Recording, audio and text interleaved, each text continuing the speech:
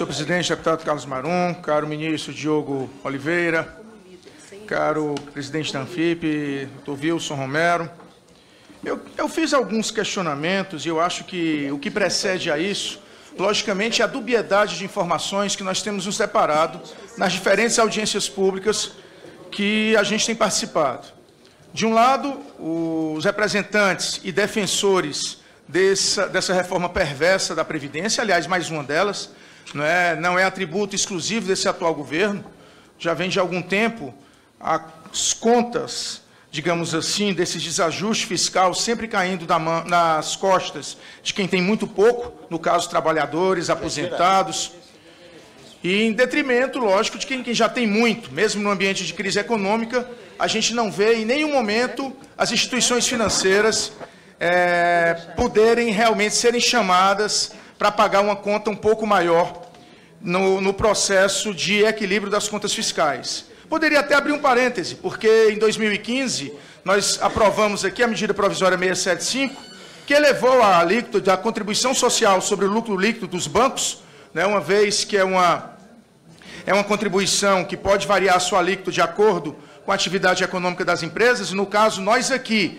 mesmo a muito custo, porque existe uma bancada que defende intransigentemente o sistema financeiro nacional e internacional, ou seja, o rentismo, nós, inclusive, apresentamos, na época, uma proposta que pudéssemos elevar essa alíquota, mesmo provisoriamente, durante o ambiente da crise, para 30% ou 35%, uma vez que no governo do Itamar Franco, final do governo Itamar Franco, quando Ciro Gomes era ministro da Fazenda, e no início do Fernando Henrique, essa alíquota perdurou até que o ex-presidente Fernando Henrique reduziu drasticamente essa alíquota, lógico, também atendendo a quem ditava regras naquele momento. Então, hoje nós temos uma alíquota provisória da CSLL dos bancos de 20%, que se tivéssemos ela permanente, porque a proposta era ser permanente, não apenas até 2018, poderia ser, sem dúvida nenhuma, um fluxo de caixa bem mais significativo para os cofres da Seguridade Social, da Previdência como um todo.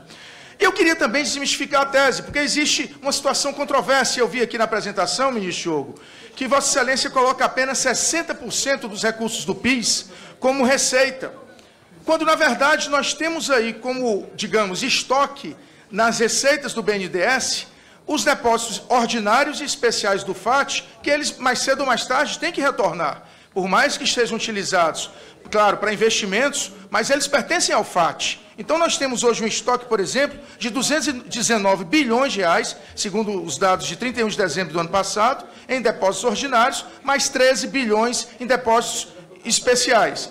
Isso aqui são recursos que não estão naqueles 60%, mas é só para a gente alertar que ainda existe aí uma margem de 40% que não está devidamente contabilizado.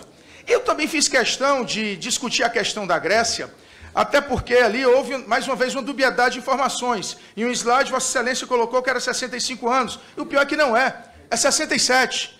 Com um novo ajuste lá, na Grécia, exigiram 67, mas naquele outro o senhor já mostrava 61. Então, 61 ou 2 é porque não deu para ver bem, porque era o gráfico.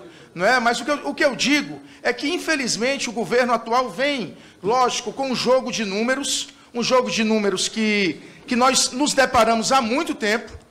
Eu era líder da bancada do PDT em 2012, quando fomos a uma reunião com o então ministro Guido Mantega, que eu creio que Vossa Excelência era o secretário executivo substituto do Ministério da Fazenda. E, naquela época, nós pedíamos um levantamento do impacto que o FUNPRESP ia ter nas contas públicas da Previdência, porque nós sabíamos que o único dado mais próximo é que elevaria em 0,1% do PIB a dívida da Previdência, no prazo de 15 anos. E agora, em junho, vai fazer 5 anos que nós não obtivemos nenhuma resposta por parte do Ministério da Fazenda. Ou seja, o Ministério da Fazenda joga com números, o Ministério do Planejamento os corrobora, claro. Então, nós temos aí uma situação de extrema intranquilidade, porque nós estamos prestes a aprovar mais uma PEC, que é extremamente perversa com o Brasil, como já foi a PEC do teto dos gastos, que por mais que se diga que era necessário ter responsabilidade fiscal, pergunto aonde está a responsabilidade fiscal na questão do serviço de pagamento de juros e amortização da dívida pública, porque aqui não estou pregando calote, mais uma vez, trazendo o exemplo da Grécia. A Grécia, junto com a comunidade europeia, através do Mecanismo Europeu de Estabilidade, limitou o pagamento de juros a um percentual do PIB e comemorou várias vezes o alargamento da maturidade dessa dívida pública. E aqui a gente não toca nisso. Pelo contrário, de outubro de 2012 até a saída da presidenta Dilma, o que nós tivemos foi uma constante elevação da taxa Selic, e quando se falava, como se falou em janeiro de 2016, que o Banco Central, o Copom, na verdade, iria congelar a taxa Selic, foi um Deus nos acuda, porque os editoriais de economia diziam, vai aumentar a inflação, é irresponsabilidade, é populismo. E num ambiente de ampla recessão econômica, a gente sabia o que era necessário. E foi a partir daí, talvez, que tenha começado a cair a presidenta Dilma. Na verdade, antes disso, em outubro de 2012, quando a taxa Selic estava em 7,25%, e que o sistema financeiro nacional começou a pressionar violentamente, principalmente depois que ela colocou o Banco do Brasil e a Caixa Econômica para praticarem juros que fossem acessíveis à economia produtiva brasileira. Então, eu sempre faço essa comparação. Nós colocamos a culpa do desajuste fiscal do Brasil e da Previdência, não é? Colocando que hoje em dia a Previdência é insustentável e daqui a pouco ninguém vai mais poder pagar os aposentados no Brasil. Enquanto isso, Vossa Excelência mesmo colocou que a dívida pública só faz aumentar, os pagamentos ano após ano só fazem aumentar. Para ter uma noção aqui, colegas deputados, a dívida pública brasileira, em outubro de 2016, o estoque era 3,03 trilhões, em novembro 3,092 trilhões e em dezembro 3,113 trilhões de reais. Nós estamos falando aqui no espaço de 2 meses, no acréscimo de 80 bilhões de reais, apenas no estoque da dívida pública, sem levar em consideração o que nós pagamos mês após mês, ano após ano. Por isso, Vossa Excelência, como ministro do Planejamento, que tem uma larga experiência em vários governos, não apenas no atual. Vossa Excelência ocupou cargos relevantes no governo anterior.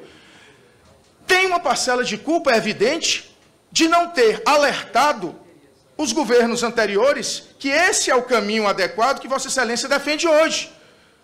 Não acredito que seja o caminho adequado. Em absoluto, esse caminho vai aprofundar ainda mais o desajuste do Brasil. Nós congelarmos investimentos em áreas estruturantes do nosso país, nós evitarmos que o Brasil cresça durante 20 anos, conforme essa PEC do teto dos gastos está determinando, isso é um desrespeito a uma economia que precisa crescer, porque crescendo, volta base de arrecadação, volta geração de emprego, e a gente certamente vai ter aquele ato que Vossa Excelência apresentou nas suas apresentações, com certeza, bem menos drástico do que ele está. Por isso que a gente coloca claramente e faz essa indagação. O Ministério do Planejamento, depois de todo esse pacote de maldades que só recai sobre o trabalhador, sobre o aposentado, sobre inclusive a economia produtiva do Brasil, existe algum plano para esse setor sanguessuga, que é o sistema financeiro nacional, que é o mercado do rentismo, a economia especulativa? Essa é a pergunta.